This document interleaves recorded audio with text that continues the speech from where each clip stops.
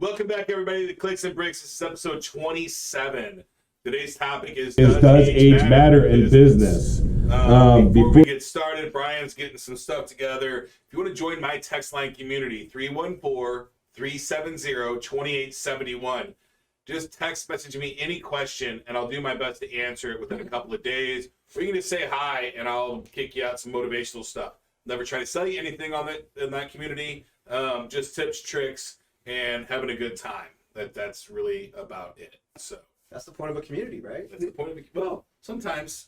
Well, that's a point. It's one of the points of a community, yes. A point, right? Yes. So yes, my name's Brian, back again. My text line is 314-216-2040. The type of things that text me would be questions that you have about business, maybe a question about the podcast, regardless of which one you heard. It could be episode 15. That could have been your favorite. I don't know. Or maybe you have another topic that you want us to uncover. I'm open for you, okay? So, again, today our topic is going to be, does age matter in business? And what we mean by age, what we mean is your age, right? How many moons you've seen, not like how old your business is or something like that. Right. How many moons have you seen, and does that impact your business? Which I think how old your business could be a whole different topic. It very well could be. Right, because your business is like another person.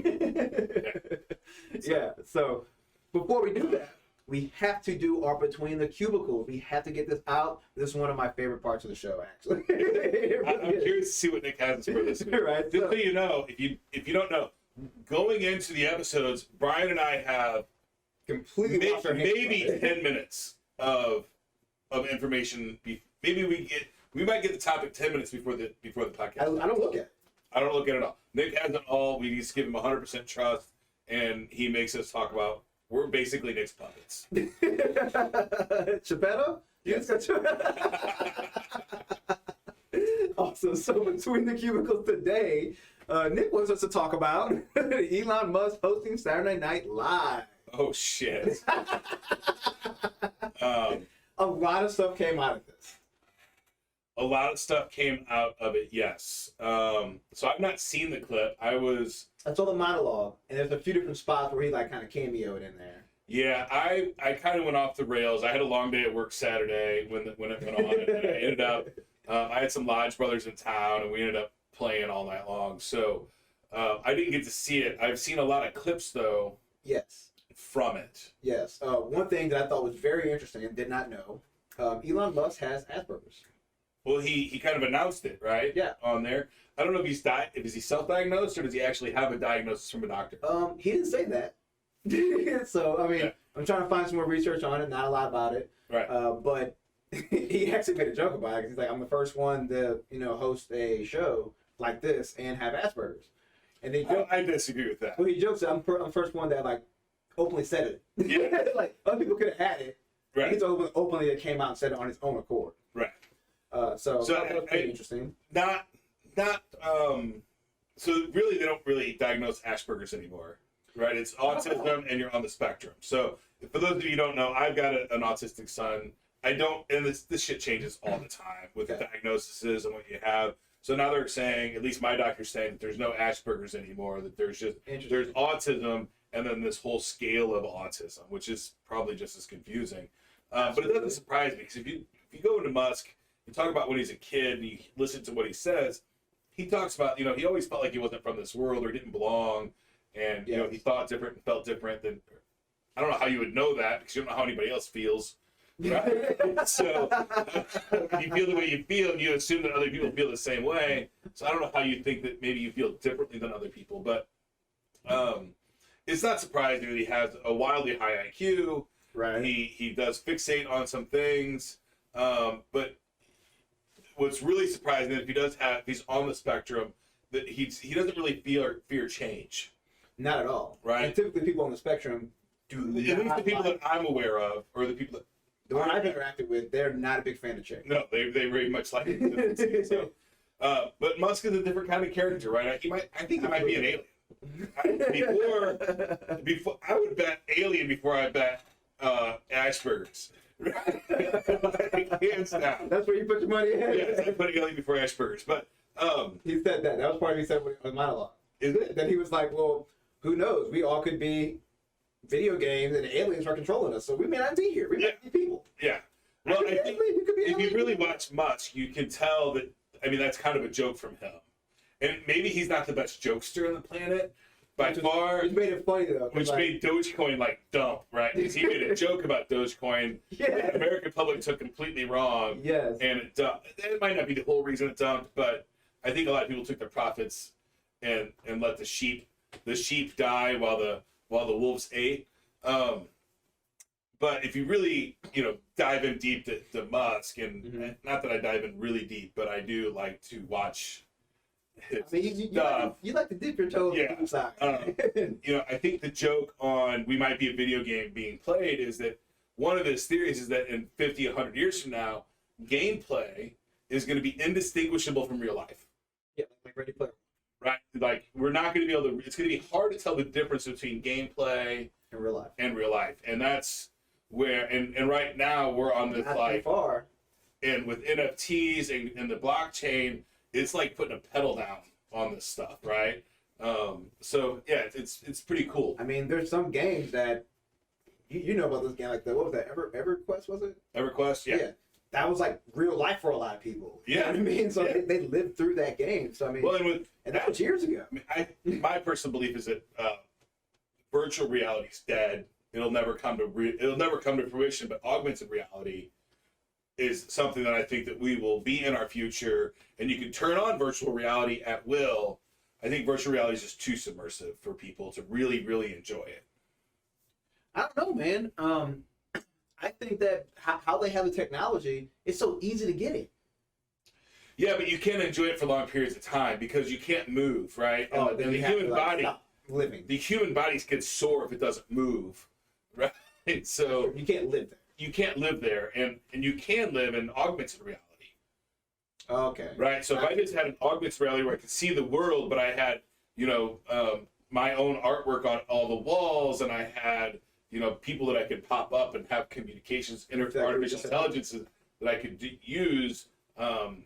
Imagine if Alexa was a hologram in an augmented reality world, then you could tune her however you wanted her to look, right? And you could ask her questions. She could look at you look like a human or a giraffe and talk back to you, whatever you want, right? Yeah. Like the world is, the future is filled with weird ass possibilities. Absolutely. I mean, I expect this time for us to have flying cars, according to Back to the Future. We have some flying cars. They're not mass produced, but we have flying vehicles. Hoverboards. Like I was expecting. I mean, the Cubs won the World Series. That was that part happened to me. So Musk on what I really enjoy right now is watching the conspiracy. I don't know if the conspiracy theories or if Musk is really some weird ass clue leader.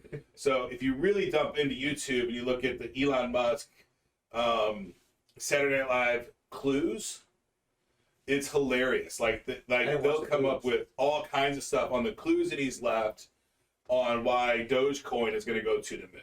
Like literally, he said he's going to put a Dogecoin on the moon. He's going to put a Dogecoin on Mars. He tweeted today, "Hey, would you like me to accept Dogecoins to buy Teslas?"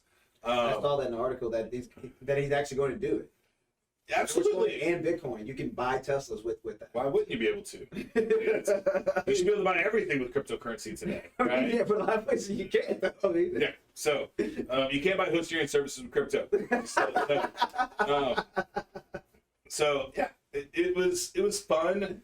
I was at the bar with some buddies, hanging out, having a good time, and I caught some clips of it and watched my Dogecoin drop. 20%, man. Yeah, but it's up like 100%, 100 times. So mine's already up 10 times. So like, yeah, so that little bit of a dip I think was I mean, I'm not a financial advisor at all, but I think it was a dip long term, and I still have faith in a $2, $50, $2 to $2.50 Dogecoin is really what I believe will happen over. You think it'll get that high? I think it will. I mean, I did sell half of mine today. Oh, you did? I did. You said you were holding out for a little bit longer. Well, yeah, but I really wanted to get more into Polkadot, and there's a couple other cryptos that I really wanted to get into. Got it. Polkadot was one of them, and ICP, not Insane Clown Posse, That's exactly what I thought. but Internet Computer Protocol has some really like disruptive beliefs. So I did sell half of my Dogecoin today to buy ICP and more Polkadot coins. Interesting. Yeah, and Polkadot is DOT, ICP is ICP, but it's Internet Computer Protocol, and they're like. So think about when. I'm not going to make any political statements here. I'm not going to tell you who I support on one side of the fence or the other. When Trump was running for president or for that last term, there were some websites that were taken offline. Right in this last election, forget about Trump. In this last election, there were some websites that were taken offline. The president, the previous president, was blocked from Twitter. Right, those kinds of things are scary for the world. Right, censorship, like. You're talking about now we have freedom of press in our country, but really Facebook and Twitter are our largest probably press places, right? That's where you go for information. That's where you go for information. So now independent companies can block freedom of speech, and they have every right to do it. It's their platform. They own it, right? Facebook is not America. It's Facebook, right? Twitter's not America. It's Twitter. They own it. So they have a right to refuse service to anybody as long as it's not race or sex or any of those things, right? So they can block it. They can say, hey, I think that's hate speech. I'm going to block it. So Internet Computer Protocol kind of gets rid of all those things, right? There's people in the world that have pretty massive theories about our scientists really don't know the long-term effects of the COVID vaccine, right? Those sites at AWS are getting shut down. Wow. Right? So this is like almost reverse propaganda. I mean, I've heard a lot of people talking about it. Like, read this before it goes away. Right. So all the time. Like, these large corporations can make decisions on what the public can read or not because they can turn websites off, they can turn profiles off. That's a slippery slope right there, man. Yeah. So ICP, Internet Computer Protocol, decentralizes their theory is that they want to decentralize the internet. So can't just take stuff down. You can't just take stuff down. It's there. Period. Right, which is another whole set of problems, right? Because you can't scream fire in a movie theater unless there's really a fire, right? So, I don't know what the world's going to look like in 20 years from now, but it's going to be interesting. I don't know what it's going to look like tomorrow. I mean, we're having gas issues in down south. I mean, people can't drive, man. Yeah, right. I mean, we've got to get to sustainable energy. We have to put our pedal to the floor on a lot of different things. Decentralized finance is one of them, and the other one I think is definitely sustainable energy. And at Ethereum, we're buying like a 90 kilowatt solar plant right now, right? We're in the process of doing that so that we can so we can get off of.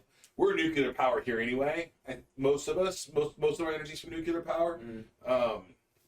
But I think we still have some coal plants in Missouri as well. Yes, a couple. Yeah, not very many.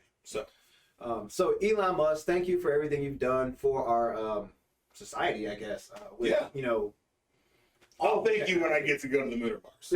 But I'm looking forward to my Dogecoin taking me to the moon. And I personally thank you. Yes. All right. So let's dive into our topic here today. Our topic is, does age really matter in business? Again, this is not the age of your business. This is your age. How many years, how many moons you've seen, how many years you've been on this world. Okay. So first, Jay asked, do you think that age matters with employees that you hire? Could you talk about both ends of the spectrum as well? Hiring very young employees versus hiring older employees. So you got to break this thing down. Yeah. So I think both are valid, right? And I think a company that wants to move forward needs both. Absolutely. Right? You need Zoomers and Boomers, right? You need Millennials and Baby Boomers. And right now, Gen X is kind of pushing Gen X and Millennials right now, right? Gen X and Gen Y are now Gen Y kids, like Millennials. You can't really bitch about Millennials anymore, right? I mean, they're in the workforce. They're doing everything that they're doing, right? Yeah. Millennials aren't lazy people. They're not, they're they have like a tone of there's assholes in every generation, right? So everything's a spectrum, to be honest. I mean, yeah. So I don't think that that that you could say this generation is better than this generation. They are different. They have different qualities. They have different skill sets. Their world was different, for crying out loud. I mean, the world was different, right? Completely different. I mean, we had hired a 60-something-year-old man not too long ago, right? And it felt like a really good fit in the beginning. It ended up not being, but you know, I have board members that are in their 60s, but absolutely. I'm 40. I'll be 46 this week, right? Actually, I'll be 46 the day after this airs, or the day before this airs. So, happy early birthday. Yeah. So, but I think I'm probably an oddity on my tech knowledge. Yes. At my age, Absolutely. I'm wildly engaged in technology of all different kinds, right? But it's a passion of yours, though. So it's I deal with I deal with crypto every day. I do video editing still. I do video production. Right. I'm not so good with the camera stuff anymore, like I used to be. But I'm still pretty good with angles and stuff like that. I love servers and technology and serving up web pages and figuring out routing issues. Right. So I mean, I've been immersed in technology. Great fix stuff like this. Well, if it's broken, and I can fix it. I mean, you like that stuff, that makes everybody feel good, right? Even if you just go, hey, did you reboot it yet? Right? Maybe you just have to call around and then it works, right? Yeah. Our OBS wasn't working, and I did what I should have done. I did it twice. It didn't work. I called my tech guy, and he goes, and literally he didn't tell me what to do. I just did it the third time with him on the phone, and it worked. So, now the other side of this, right? We have some millennials in the office, or some Zoomers, and where I was really shocked is I had an expectation. So all through, I would say 2000 to 2010, everybody you hired knew a computer, knew the basic interface of Windows or Macintosh. Everybody. Right. So I just got used to that. And then now we're hiring Zoomers, and they don't know the fundamentals of a computer.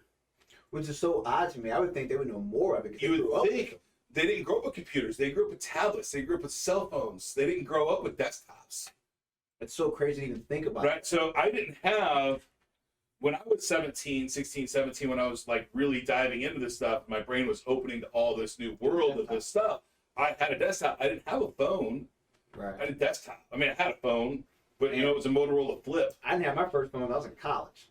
First computer was in college. Right. I mean, I still walked around my basement with a 45-foot cord on my touch-tone phone so that I could, talk to the girls at night, walk around the house, and let's go on the phone, like, Mom, I'm on the phone. Right? Get off the phone, guys. And kids today, like Zoomers and I think millennials, don't even know what a party line is. No. Right? Absolutely not. Have no idea. So a party line, for those that don't remember, in the 70s and 80s, like you and 4 or 5 neighbors would have the same phone number, right? And when somebody called, all 4 houses would ring. And whoever answered, like, oh yeah, hold on, I'll go next door and get them real quick. Right? And then we started getting 7-digit. That was 4-digit dialing, and 7-digit dialing came in. Right. I think that depended on where you lived. If you had, if you had party lines. The community, really. Because I mean, in some communities, if they were, I guess the poverty level of that community. Right. Right. Lower poverty had more party lines. Yeah. The ones that were nowhere near it, no, they didn't heard of party lines. So as a Gen Xer, I was super lucky because I've got a learning disability and I've got an irate mother that made sure that I had resources, and she would beat the schools to death until they're like, yes, he can use a word processor to do his work. Because I could type great, I knew how to read and spell, but if you made me write something out, forget about it. I mean, it sounds like she just had your back, man. Yeah. She had your back, and she made everybody treat my son like he is like everybody else. Well, I wasn't treated like everybody else because I got to do my homework on word processor. But she wanted to have without them, right? She wanted to still have. Yes. Right, and that's cool that she paved that space for you to do that. Absolutely. I mean, she did rock it there. Could you imagine if you were forced to write, man, you couldn't use that computer? If I was forced, I would not. I think I'd drop that in 4th grade. Exactly. I think no doubt that you would have been like, screw it, it's not for me. Yep, not for me. I'm leaving. But since I got to use the word processor, I got to go into computer labs. I mean, these are these are Commodore 64 computer labs. This is like, C plus and basic stuff, right? This is not Windows. Like Oregon Trail type stuff. Pre-Oregon Trails, right? I mean, this was, it was command line stuff. I mean, I would sit and write programs for days, and I would get you're right. I would get 4 minutes of gameplay. Yeah. It was horrible, right? And then I was, I think I was probably 14, and I got the book on how to write Spy Hunter on my Commodore 64, and I spent like months programming this damn thing, and I had basically about a 6-minute loop of Spy Hunter. So I got to drive the car around. I didn't care. I did not care at all. I did those 6 minutes, and man, I played that game for hours. Just because you did it, you're like, I did it, so it's done. So I think we got the first part of the question done, right? As far as age mattering to, I think age does. Age doesn't not matter, but I think you need people in all ages to run a company. And being a Gen Xer, I would say if you only had one option that you need to move forward, I would say a Gen X, Gen Y to pave the pathway. If you only have one place for a staff member, somewhere in that middle that understands the technology, but you'll find out really quickly that to run a business, you need the maturity of an older person to have that wisdom and all those things that are going to bring it to fruition. I mean, and let you really walk you through some nuances and how to sell stuff and how to talk to people. And because I'm 46, I still think I'm young. There's still a lot to learn. Definitely about human interaction. And like I still have a lot to learn there. And then you need the young kid that's like, got his foot to the pedal and saying, hey, we need to move faster. We need to move faster. I think you need all those generations in your firm if you want to have a really well-rounded firm. And I would say that on age, sex, and religion. And age, sex, religion, race. Right? I think to have a really well-rounded, to understand your business. Diverse group. You need a diverse group because more now than ever, because our world's more diverse than it ever has been before. Right. Especially here in the States, right? It just keeps getting more and more diverse. We continue these splinters, right? Yes. And these hyper niches. Right. And you brought up a really good point with the maturity level. I was gonna wait a little bit later. That was my big talking point I was gonna add. But age does not mean that someone's mature. So someone could be well into whatever age bracket, and they were nowhere near the maturity level of someone that could be very, very young. Right. And not maybe even high school still, right? I would actually say that the younger person is probably going to seem more mature because he has more to lose, right? If you hire someone at 62, they don't care. They don't care. Yeah. Like they're burning the last couple of years out before they retire, right? They don't. Not everybody. It's generalizing here, but they don't have the mashuga. Whatever it is, right? That gusto to really push it through, right? Whereas they're cruise control, man. I mean, they're not like starting their life over like that. I mean, we got Bob, right, that works for us. I don't know how Bob is. Cruising, man. He's 60-something. He's cruising, dude. And he does a great job for what he does. Like he comes in, he does his job, and he leaves. But he's not burning expenses. Yeah. He's not changing the world at this point. He's like, hey man, I got a few years until I get my Social Security, and I'm out. Yeah. So we'll keep him for a few years until he's out, and then when he's out, we'll hire a new accountant. Absolutely. That's what you have to do, right? Which is my next point I was going to bring is that when you're hiring, you're building a team. Period, right? And your team doesn't work having everyone on the team being exactly the same. So you need different parts of the world inside of your team so you can hit all the parts you need to, because you never know what's going to happen. You never know what you're going to need someone that's from a completely different background and culture that maybe they did experience something similar like this and they can bring that into it. Yes. Versus someone that has no idea, like I'm completely lost here. Never heard of it. So, and I would say on the flip side, right, we've been talking about like corporate America, but I own a small gym, right? And you work there too, and I work there. And that's what you just said. I say this all the time. I'm like, hey, I train classes this way. If everybody trained classes this way, then it'd just be Ken's gym. Right. So, and that's going to suck, right? I mean, I have my fans, you have your fans, And we have our fans because we're different, Exactly. right? And we do things a little bit differently. So Yeah. That was actually a hard thing for me because I took over one of the trainers' classes and I'm like, oh, I got to be like her because she had a popping class, right? Right. And she was like, no, just be you. And I was like, no. yeah, you're never gonna win being anybody different than you are. Period. And then what happens now? My classes are booked all the time. Yes. Right? People are seeking out my classes. People travel for my classes. When they can't get in the class, they message me on social media like, can you get me in? I'm like, I can't make more spots up here. But yeah, so that's a big part of it. The next part of the question is, could you talk about the end of the spectrum while hiring very young employees? We kind of did that too. We kind of talked a little bit about that. So shoot me the question. Okay, so the very first part of it was, do you think that age matters with employees that you hire? Could you talk about both sides of the spectrum as well? Hiring very young employees versus hiring older employees. So I guess you'd have to really define really young, right? Because I think even here, I don't know how old Sam is, right? I have no idea. I'm guessing 20. 22. So Sam's 22, and I wouldn't consider that really young, but I mean, it's not mid condition, but it's, he only got a couple of dents. So, but, he's a young guy. He's got a great work ethic. He shows up, and he's got, he stands up for himself when he needs to. He has all the traits of a great employee long term. Whereas, we just hired a lady about 4 months ago, and she was a nurse, and she came on board. She's, I think, probably 50. And she's like, hey, I don't want to be a nurse anymore. I want to learn technology at 50. And we're like, hey, let's give it a shot and see what happens. She was here for about 3 months, and she's like, hey, this isn't for me, and I'm gonna go. And that's her decision. And it's sad that we lost the person, but Right.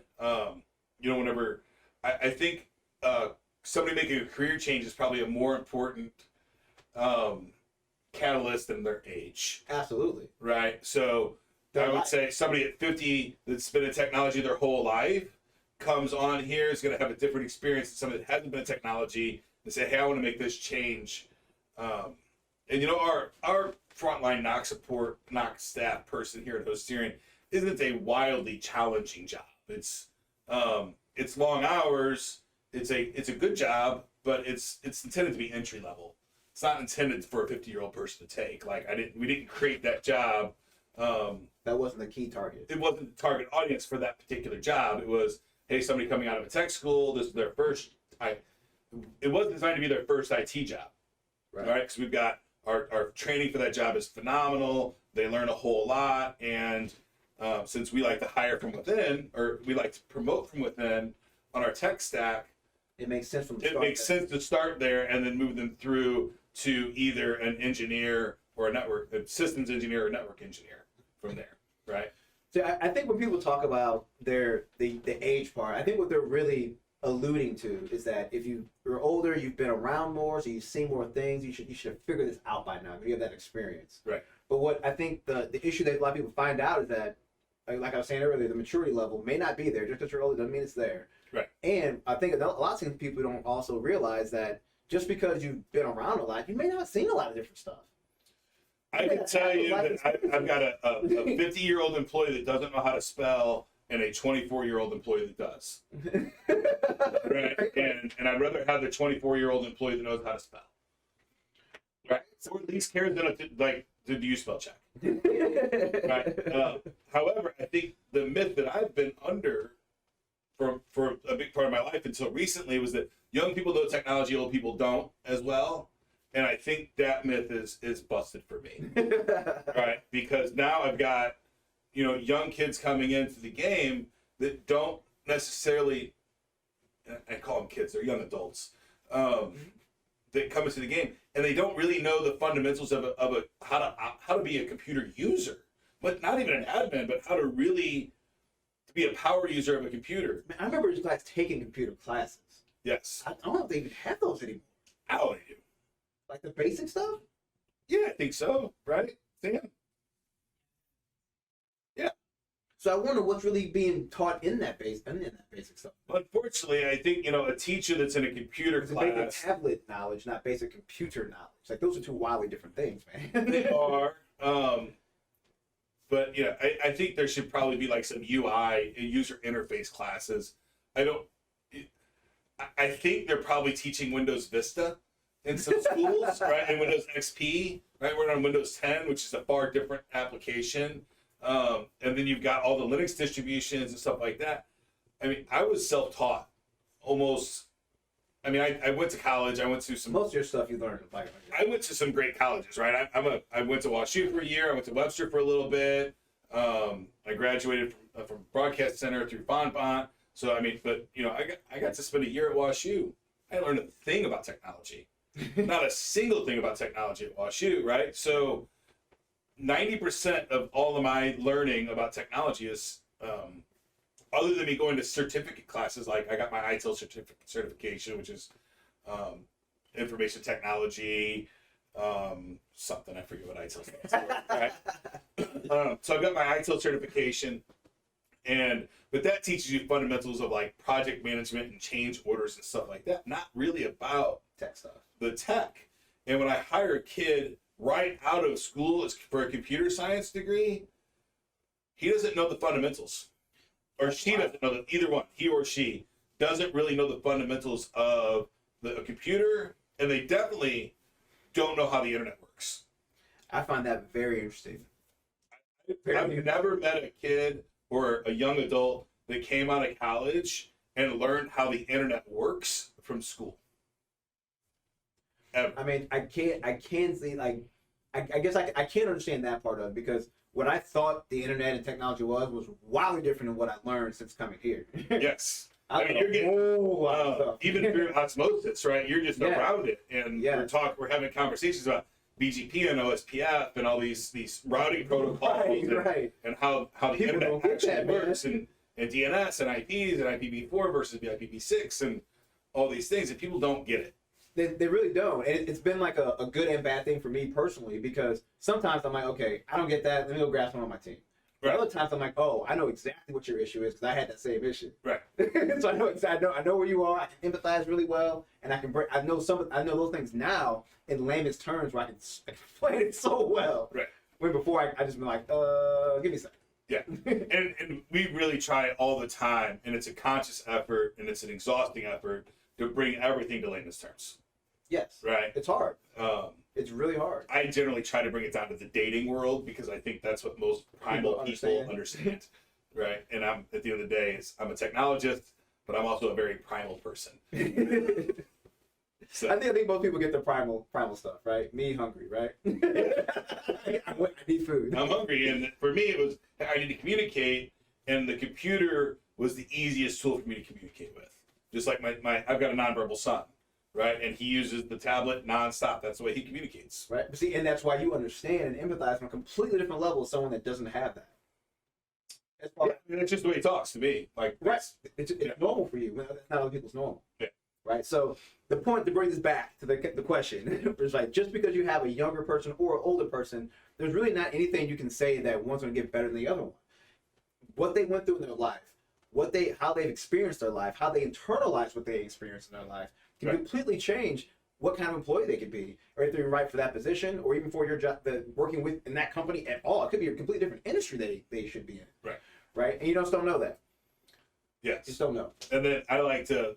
I know we're talking about age difference, but I like to talk also about the difference between traditional education versus self-taught, right? Which I think is more important than age. The school of hard knocks. So and my theory is, if you're hiring somebody for something like writing skills and things like that, you need a college-educated person because you don't want your company going and writing articles that have misspellings and typos and bad grammar and things like that. So you really need somebody that has a very solid understanding of the English language, which... And grammar's not taught in schools anymore. It blew my mind when I found that out. Yeah, it's really not, right? And there's and we live in a world where it's really hard to tell the difference between a hole in a whole pizza or a hole in the ground, right? And the English language is hard. Yeah. And so, like, our storytellers... I'm getting college-educated people, but our technology people, I would say college-educated might be a minus for them, because what I know about them right out of the gate is that they know how to learn from that kind of environment, but they don't necessarily know how to teach themselves. And in technology, you have to have the skill set of teaching yourself. You cannot 100% unless you're working for a giant bear like Monsanto Bear Company, right? Where they have consistent, always continued education programs, where they constantly are sending you back to school. Not most companies don't have that unless you're at one of these giant companies or you're out of university. So your ability to teach yourself using today's abundant resources, wildly abundant resources, and then cross-check with other resources, I think is the more key than age. That might be changing now, though, because you got to think about it now with all this, the Zoom learning and whatnot. Right. Kids they're having to learn how to teach themselves, right? And like teaching themselves, it's not just a tech thing. That's a life skill. There's going to be things in life that you're going to have to learn how to do. Right. Unless you have crazy amount of money, you just pay people to do it, which is what. There's a lot of people that don't know how to. I remember I was teaching this kid Zach how to use Linux at one point, and he looked at me and goes, "Ken, I just can't learn this way." And I'm like, "Well, then you're gonna have to figure out a different solution, man, because I don't know how to teach any different ways. Like this is the only way I know how to teach you is to give you a project, tell you to go do it, and then when you need help, you come back to me and say, hey, I need help with this. Because if I just spit out what you need to do, you're just gonna follow the commands. You're not gonna learn it. Yeah, you're not gonna really know it. Right. So I need you to actually just remember it. You're not learning. Correct. Right. And then what you're definitely not going to know is what the nuances are. Right. Right. And knowing those nuances is really, really important. Absolutely. Yeah. That's why a ball in my hands is not as valuable as a ball in LeBron James' hands. It is not. I think. I don't know. Can you dunk? I'm really close, man. Really? I can't dunk yet, but I'm really close. I could slam dunk like a 6.5 foot. Oh, I was gonna say. Oh my God. If you lower it, I could dunk. Oh man, I'm tomahawking if you lower it. We feel that all day, dude. Awesome. So, oh my gosh, we're over halfway through. Where's Here it is. Tech history. All right. So today's week. Yeah. Today's Tech history is brought to you by Inlink.com. Report made easy. Go to Inlink.com, sign up for your free account, and it is a social media aggregator. So you can put all your social media profiles on your Inlink account, and you have one URL to give out to your friends and family that has all of your different social medias, your TikTok, your Instagram, your Cash App, your Venmo, your Inlink, right? Your text, your phone, all those things. Website. So you can also look at it as like a virtual business card, and they're coming out with. I'm gonna go ahead and spill it. They've got these little NFC chips that they're coming out with that you can just bump your profile to somebody. They're not available for sale yet. We're still testing, but that's going to be coming really soon for Inlink.com. Awesome. Can't wait. Go get your free account today at Inlink.com. All right. So May 13th, this week in tech history, May 13th. My birthday. 1980. What you were born in? I was 5. Yeah, I thought you were 76. Yeah, I'm 75. Got it. Yeah. All right. Into the Ethernet. Digital Equipment Intel and Xerox jointly announced the Ethernet network specification. Okay. Ethernet is the predominant networking standard of today's business and home networks. Yeah, so Ethernet, I think most people can think of Ethernet, they think of the cables, right? The hot wire. And the wire at the end of that is an RJ45, and that's what goes into your computer network card. Oh, okay. Right? It goes into the network interface card. It's also called a NIC or a network card. Some people call it a NIC card, which is wrong. Network interface card. So, and it's the protocol used to terminate Ethernet. Most people don't use the term Ethernet for the protocol anymore. They say TCP/IP. It's typically the protocol that people are talking about when they're talking about internet, right? But there's a protocol to go TCP/IP to the Ethernet network interface card and then over the Ethernet cable. I generally, when I'm trying to explain it to people, most people don't get that bit. well, it's easier to explain to somebody over 40, right? Because I can say, oh, you know the one that looks like a fat telephone cable. But I think if you're under 40, you may have never seen. If you're under 30, you may have never seen a telephone cable. That's probably true. Right? Like, you don't know what RJ11 is. I never had a phone line in my house. You've never had a phone line in the house you live in now. And since I've been having my own places, never Right. had a phone line. And I've always had a phone line in my home. Interesting. Always. And I'll never live without Why is that? one. Because I do not trust E911.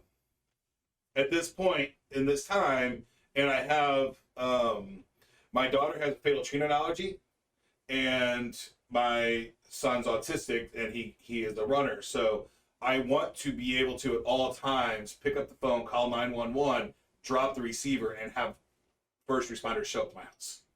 With just that simple. Yeah. Right? And I don't necessarily know that I can do that with my cell phone. I don't think it's going to be as fast. Right? So consistent based on cell phones are So, funny. So when I was younger, I was 20 years old, and I was driving home from school one night, and I got hit by an 18-wheeler, and I did have a flip phone. This was 1995, 96. Got it. It was 96. I got hit by an 18-wheeler, and I had my flip phone on me, and I remember I had to call my mother, and my sister answered the phone, and I had to call her to figure out how to call 911, because 911 on a cell phone at the time didn't work. Oh man. Right. So you had to like call star and then some other code, and I was out of it. I didn't really know how to. I didn't know how to do much, and I forgot how to do it. So I had to call home because I was programmed in to do the 911 call then. That's crazy. But still, I had to explain. I mean, I've had several experiences in my life where I had to call 911 from a cell It phone, didn't work. and I had to explain where I was. Interesting. Yes. But I mean, but on the flip side, you've also had time frames where you did call the police. I've had a very recent one. They found me immediately in New York.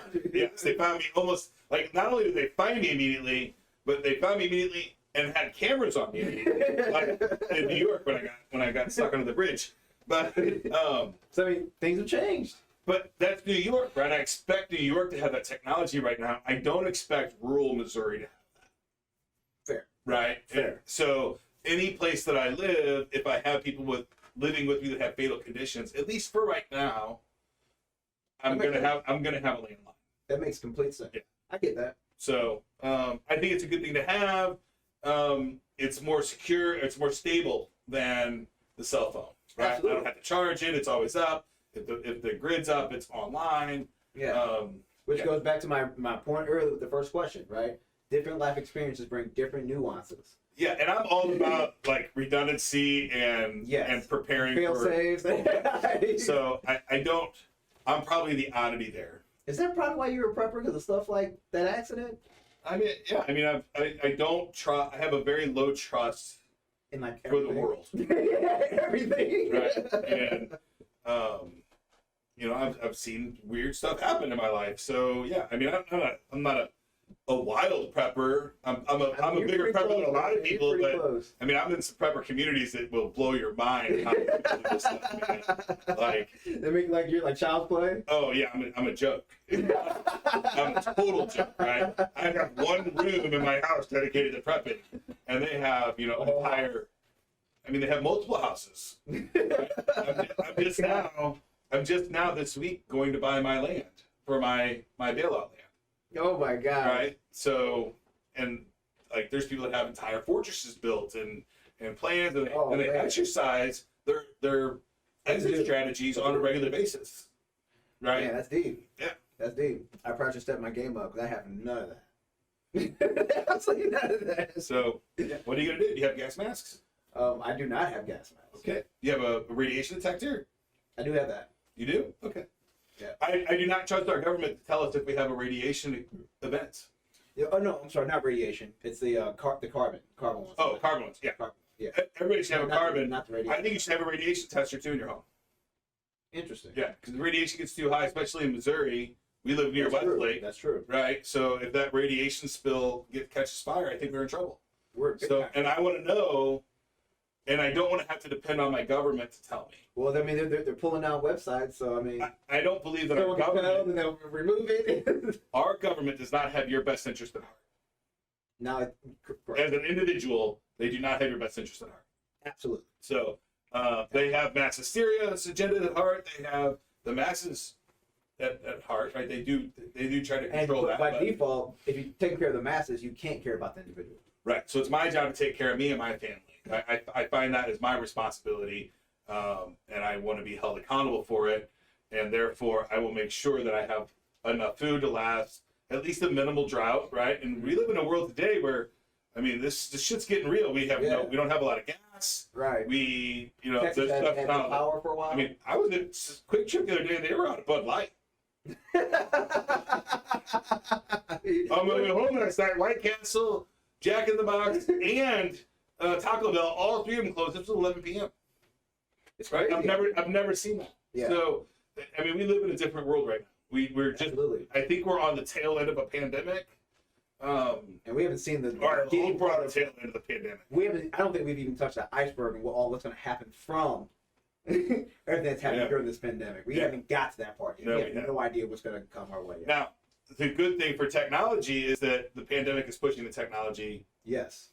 It's good and bad, right? Because today I think we have slightly better than mediocre technology, right? I don't think our technology is like really mediocre. It works, right? It does a good job. It works. But right now, what I think is the American people are using Zoom and Blue Jeans and Microsoft Teams and all these things, and they work pretty well, and they're getting content with this current set of technology. Mm-hmm. So it could really hurt innovation.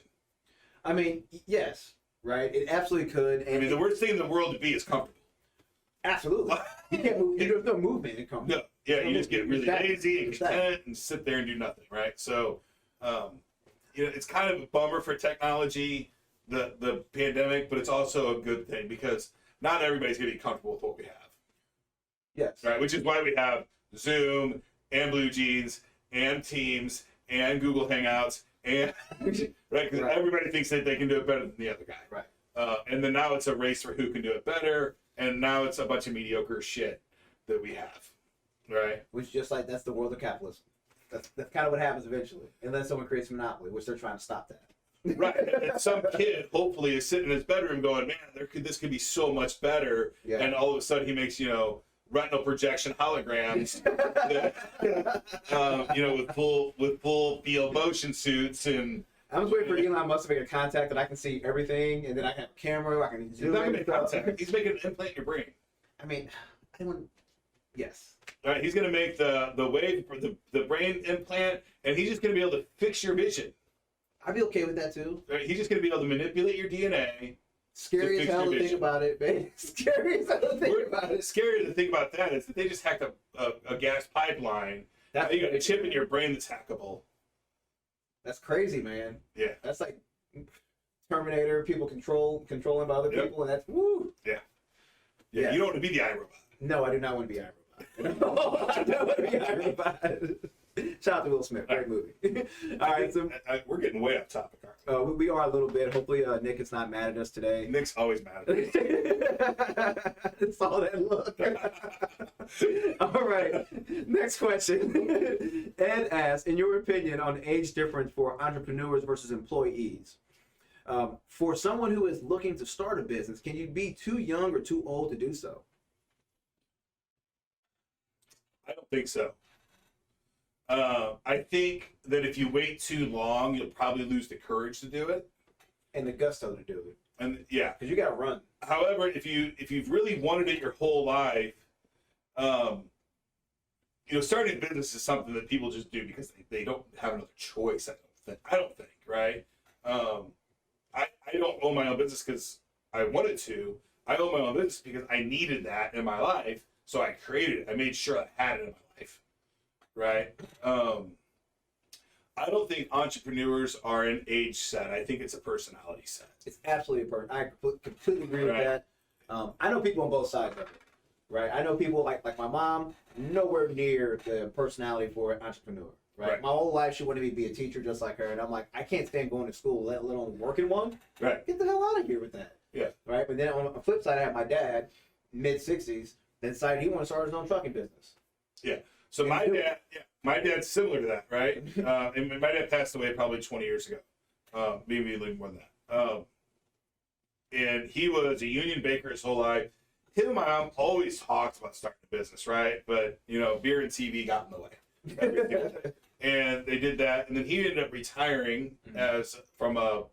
he got early retirement from the bakery that he worked at, and then him and his buddy started a local courier service, right? There you go. And it didn't take long for him to realize that, man, this was the life he should have been living his whole life, right? He hated the bakery, he hated the factory. I think he liked being a baker when it was a small bakery, but he ended up going to Colonial Bakery and then Wetterall. And if you don't know what Wetterall is, they make like all the generic breads for all the not all of them, but a lot of the grocery store generic breads. Got it. That's all they really do. They're not a name brand; they're a generic brand, or they're not even. They only sell and then white label their bread, right? So this is a totally different world than being a baker. Yes, absolutely. Right? Absolutely. But you got to go where the money is if you are just an employee. And then he started his courier service, and he lived the last part of his life happy. I hope Right. doing that. And I think a lot of people that start business and want to be entrepreneurs because of that right there. They want to be happy. They don't feel that there's a job that can really get them the happiness they really want. Right. And they have, like you said, the courage, and they have, or the delusionalness to say, you know what, screw it. I'm just gonna go for it. But I remember because he would always tell me growing up, boy, you need to get a factory job and work for a company and really and grow through that company and spend the years and get the pension and all that stuff. I'm like, screw that, Dad. I can't do a factory job. You're crazy. You know me. Like, Yeah, I'd be dead in no time, right? Because I would just go home and drink myself to death every night. And I said, no, I'm going to own my own business or do my own thing. Like, well, what if you don't get paid? I'm like, well, then I guess I'll go hungry. I don't know. Like, but I can't have, like, you know me well enough. I can't have a boss. Like, that's going to suck for everybody. I'm not going to like that experience, right? My boss is going to hate me. I'm going to hate my boss. And, like, you're going to tell me what to do every day? No, I don't think so. Yeah, Right? yeah. So, I mean, I think the mindset. It's got to be a mindset. It's a personality trait that makes you want to just kind of do your own thing.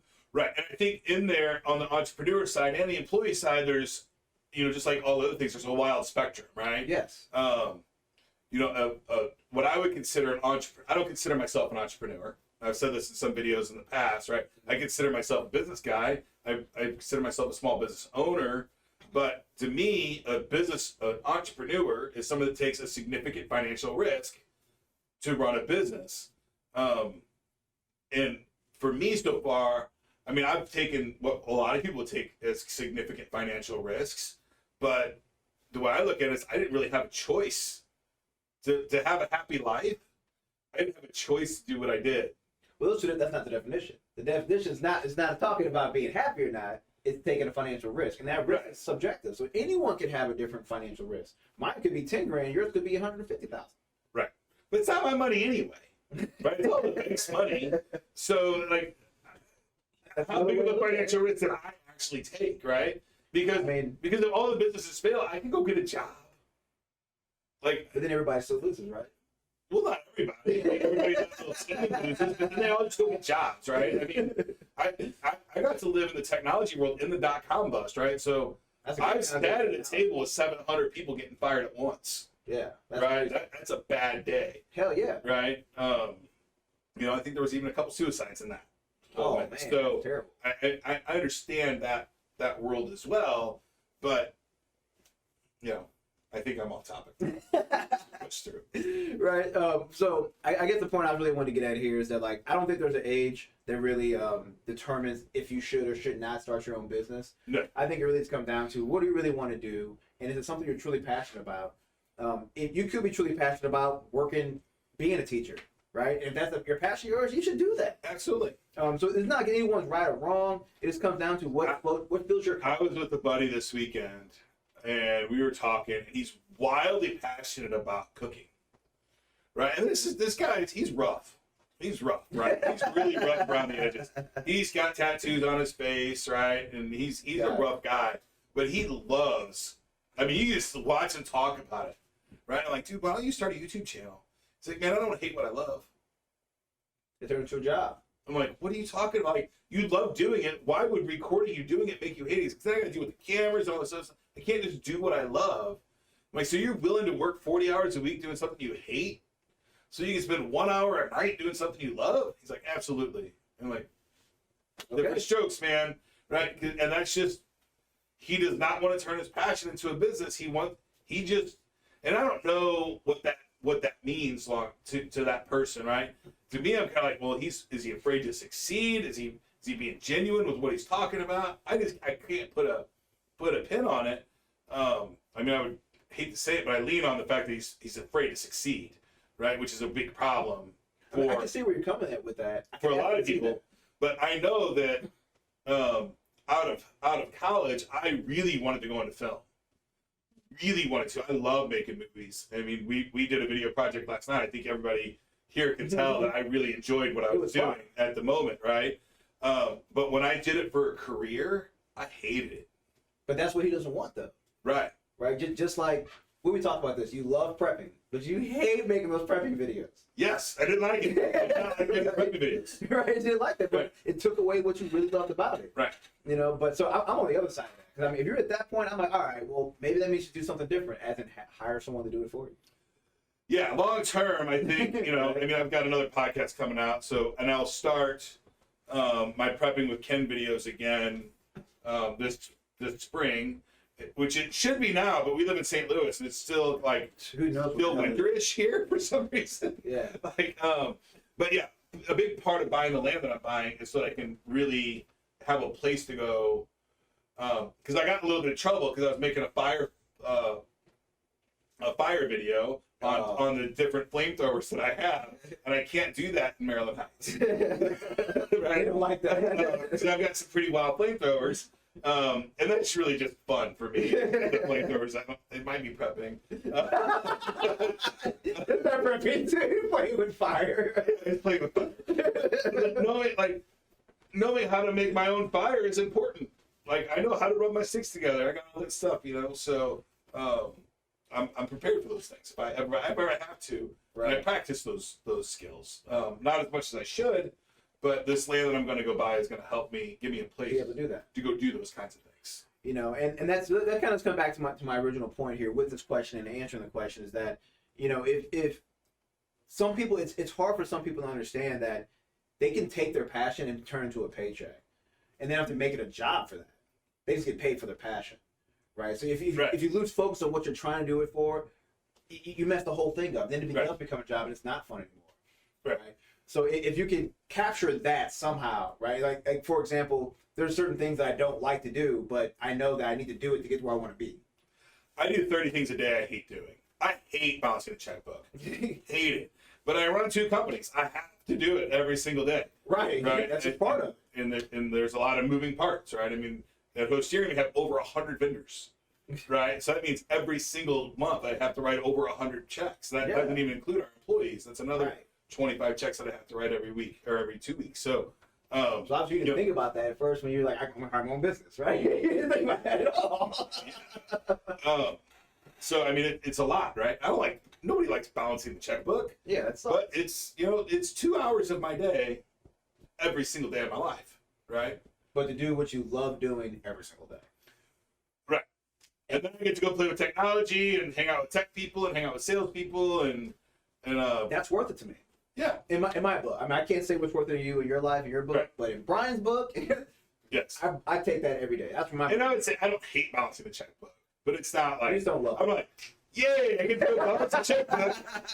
It's not what I'm thinking about. I'm like, hey, let's get this done and make sure that it's right so I can go and do the other stuff. Yes. Right? So that I can pay for the other stuff. Do the shitty stuff first. No, we can't. Who told you that. Right. Do the stuff you hate to do first. Feed the animals. Feed the animals. Feed the animals is one of the terms that I like to call that. You get in, you get all that feed the animal stuff out of the way, and then you get to play with them. Play with them. Awesome. So that's our timer today. Make sure if you are listening to this, regardless of where you listen to this, it really did. Well, 3 questions? 2.5. So before we leave today, though, we are starting a new segment that is Business Person Spotlight. Oh, and yes. If you want to be on a business person spotlight, email us at info@clicksandbricks. Clicks and bricks at hosting.com. We'll be changing that because clicksandbricks.tv is up and online now. We should have totally said that at the very beginning. Yeah, so our website's up. We're not just on all the different platforms. We have the website there. Awesome. And we're starting a new segment that is called Business Person Spotlight. So you don't necessarily have to be a business owner, although we'll lean towards a lot of business owners. Right. But you can just be somebody that's starting out in business, has Be a a job manager. at a company, manager, VPs, directors, small business owners, small business employees, right? Yeah. Even that, with just If you have insider questions, yeah. let's talk If about you it. have a unique business story of any kind, it could be your interview for your first job, any of those kinds of things. We'd love to talk to you. It's going to be a separate segment for Clicks and Bricks. It's going to be just Clicks and Bricks Business Person Spotlight, Yes. and it'll be half-hour episodes. But we're starting to take on applicants for those interviews right now. Absolutely.